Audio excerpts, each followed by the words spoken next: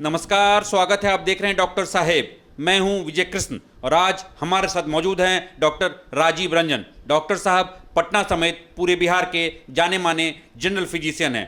Doctor साहब बहुत बहुत स्वागत है। धन्यवाद धन्यवाद विजय जी। डॉक्टर साहब, एक सवाल है, हमारे दर्शक पूछते रहते हैं अमूमन, जो बॉडी मास इंडेक्स क्या होता है।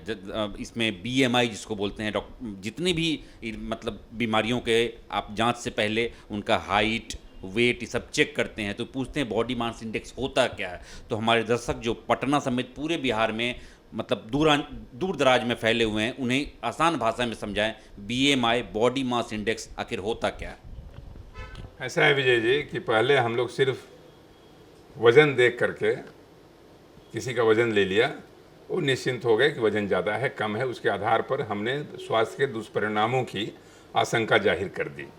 लेकिन ऐसा धीरे धीरे पाया गया समय गुजरने के साथ कि सिर्फ वज़न इम्पॉर्टेंट नहीं होता है, वो आपका हाइट कितना है उसके आधार पर वज़न डिसाइड होता है। यानी weight by height in metre square, उसका स्क्वायर कर दीजिए, अपने हाइट को मीटर में बदल दीजिए, उसका स्क्वायर कर दीजिए, उसको वज़न से डिवाइड कर दीजिए।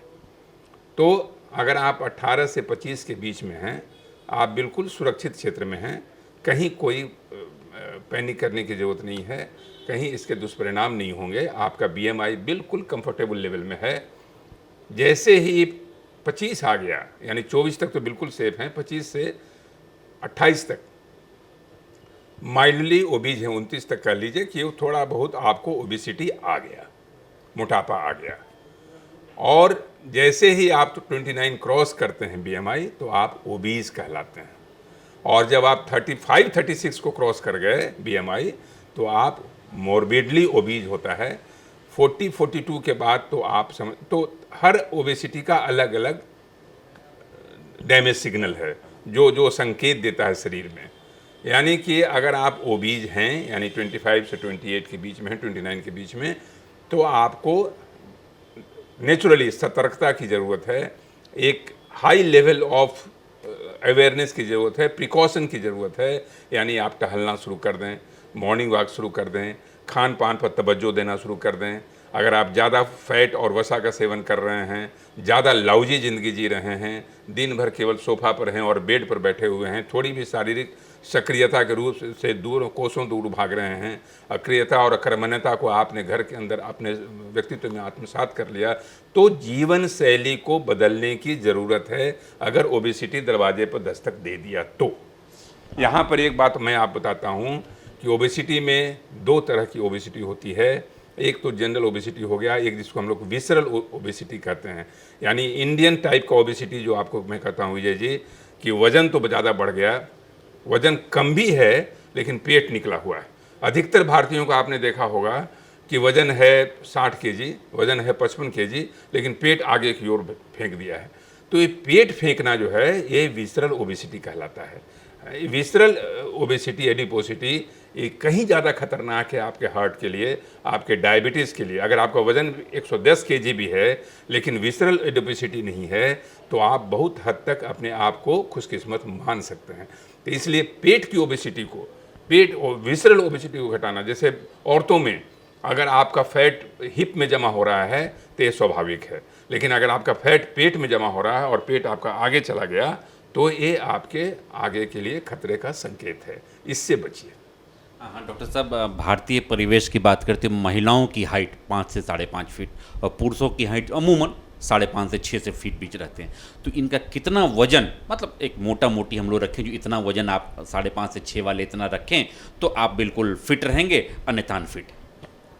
इसलिए वजन का, जैसे मैंने कहा कि बीएमआई का कॉन्सेप्ट इसलिए आया कि वजन और हाइट का जो रिश्ता है तो वो बीएमआई बताता है। तो उसमें बहुत ज़्यादा महिला और पुरुष में अंतर नहीं होता है, वजन में अंतर हो सकता है। तो बीएमआई अगर किसी महिला को भी अगर 29 के ऊपर जा रहा है, 25 से ऊपर गया तो आप सतर्क हो जाइए, 29 के ऊपर गया तो हो सकता है कुछ दवा की ज़रूरत पड़े।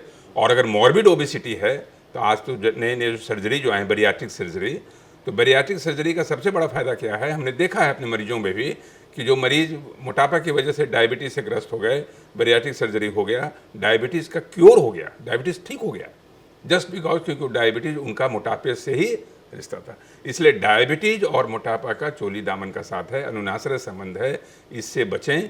और आगे आने वाले जनरेशन के लिए मैं बताना चाहता हूँ कि इससे एक सबक लेकर के अपने शरीर को जितना थकाएंगे, जितना शारीरिक श्रम करेंगे और सवेरे उठ के इस भाग दौड़ वाली धापी वाली ज़िंदगी से थोड़ा समय चुरा करके सवेरे अगर आधा घंटे का भी मॉर्निंग वॉक आप ले लेते हैं तो आप बहुत हद तक एक बहुत बड़ा अपने ऊपर भी उपकार कर रहे हैं, अपने स्वास्थ्य के ऊपर उपकार कर रहे हैं और समाज के ऊपर तो आपको उपकार रहेगा ही।